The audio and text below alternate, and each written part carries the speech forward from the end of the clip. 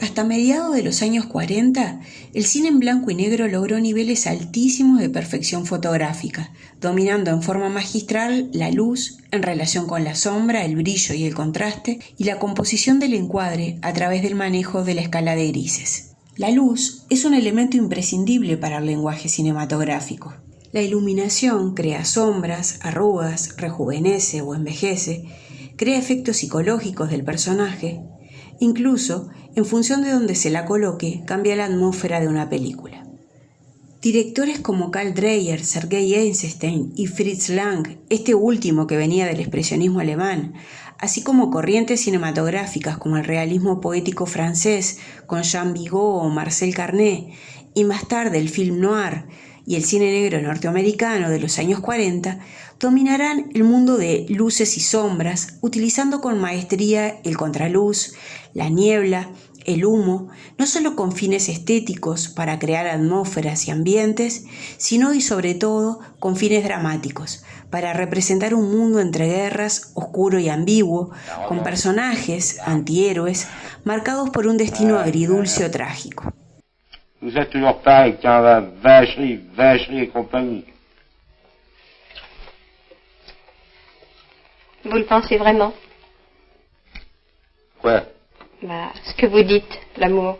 El director danés Karl Dreyer, director de La Pasión de Juana de Arco o Vampir, decía que en la película blanco y negro se trabaja con la luz en relación con la sombra y con las líneas. En las películas a color hay una constelación de colores y es más complejo manejar un ritmo, una armonía y que los colores no compitan por lograr la atención en el encuadre.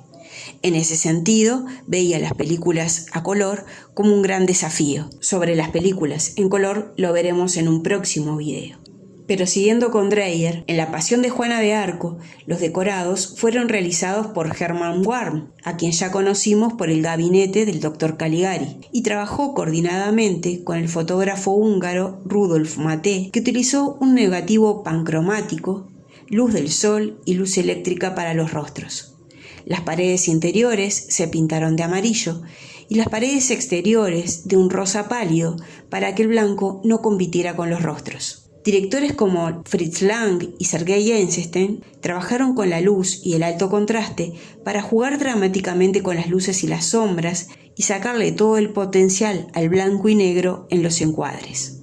El realismo poético y posteriormente el cine negro incluirán el uso de locaciones portuarias, calles empedradas, ambientes nocturnos, el humo y la humedad como componentes estéticos de un universo cinematográfico oscuro y poético a la vez. Esto nos lleva a hablar del encuadre y la puesta en escena en un sentido fotográfico. Aunque como espectadores no seamos conscientes, cada plano, cada escena está pensada y planificada cuidando todos los detalles de la composición del cuadro. La composición fotográfica en la cinematografía en blanco y negro logró culminaciones magistrales y descubrió ciertas reglas que constituyen elementos del lenguaje visual aplicables a toda la fotografía, sea blanco y negro o color.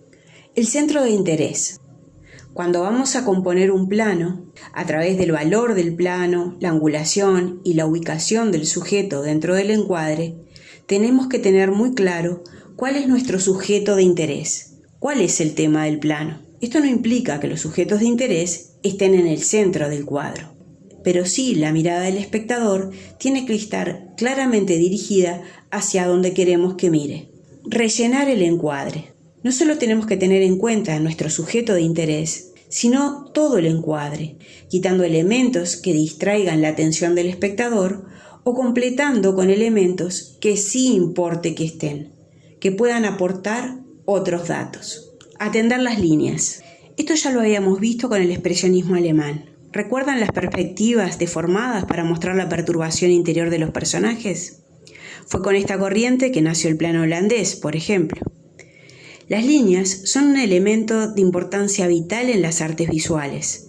Con las líneas dirigimos la mirada del espectador y aportamos otro tipo de significados a las imágenes. Las líneas diagonales se consideran generalmente más dinámicas, mientras que las líneas horizontales y verticales se consideran más estáticas. El flujo y la dirección. El flujo es el modo en que la mirada del espectador se desplaza de una parte de la fotografía o el plano hacia donde va dirigido el movimiento.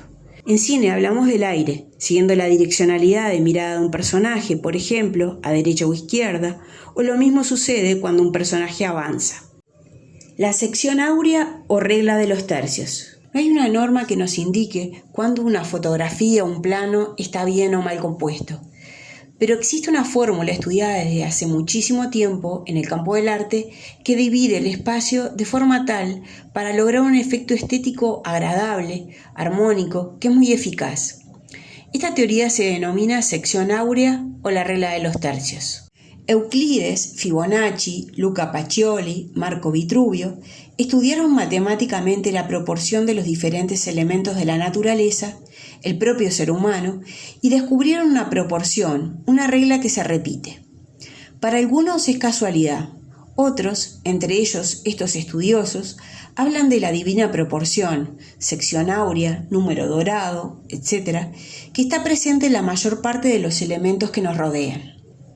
En cine y fotografía se le llama la regla de los 3 tercios, dividido en 1 tercio y 2 tercios.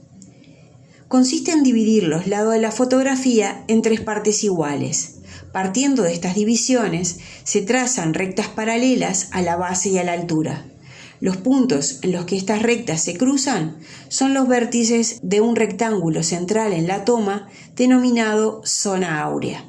En esta nueva dimensión, que es la zona áurea, situaremos nuestros principales motivos fotográficos, pues serán los puntos en los que se encuentran los núcleos de atención.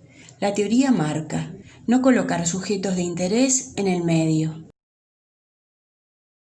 No saturar utilizando todos los puntos de interés. Utilizar diagonales, colocando un elemento en un punto de interés principal y en el ángulo contrario un elemento de interés secundario. En un plano o en una fotografía, la teoría marca la peculiar armonía que se da de lo impar y del número 3. El espacio negativo. Se considera espacio negativo los grandes espacios vacíos dentro del encuadre, generalmente a un lado. El alejamiento del elemento central de la imagen, rellenando el resto de la imagen de un espacio vacío, nos permite transmitir una información adicional de soledad, aislamiento o calma a la imagen. Otro elemento importante a tener en cuenta es el frente y el fondo en nuestro encuadre, y si utilizaremos o no la profundidad de campo.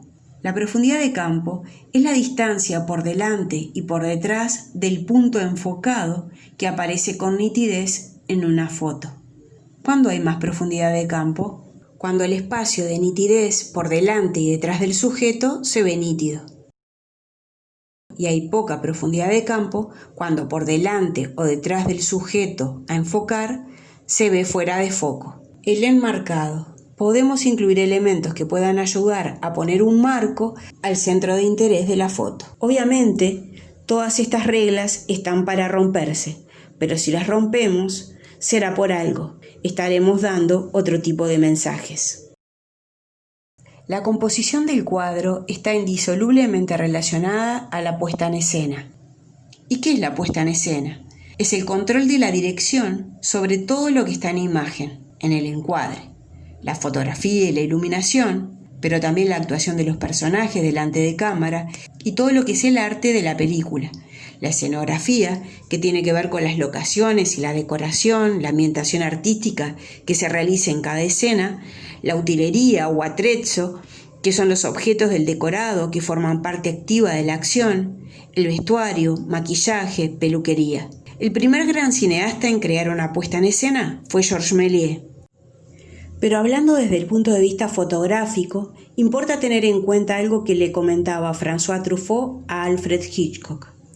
Muchos cineastas dirigen las escenas en función de la naturalidad y verosimilitud de la escena como espacio total, y no en función del espacio delimitado por el encuadre. Hitchcock, por ejemplo, hacía lo contrario, tenía en cuenta el encuadre. En esta escena se puede ver cómo, para conseguir el realismo en el encuadre previsto, los actores tenían que aceptar una gran irrealidad en sus movimientos. En esta escena, Ingrid Bergman y Cary Grant debían avanzar sin dejar de besarse. Era muy incómodo y los actores no dejaban de quejarse por la forma en que tenían que ir agarrados. Pero a Hitchcock eso no le importaba, ya que la cámara los estaba tomando en un doble primer plano. Lo que Hitchcock pretendía era mostrar ese deseo de uno para con el otro, y si los hubiese filmado en el espacio natural entre dos personas, sin tener en cuenta el encuadre, se rompería ese tono. Para Hitchcock era esencial que se mantuviesen abrazados y besándose, y la cámara tenía que estar muy cerca en esa tensión, en ese abrazo. Por eso, esa posición tan incómoda. Los actores lo sufrirían, pero el director y los espectadores lo agradeceríamos.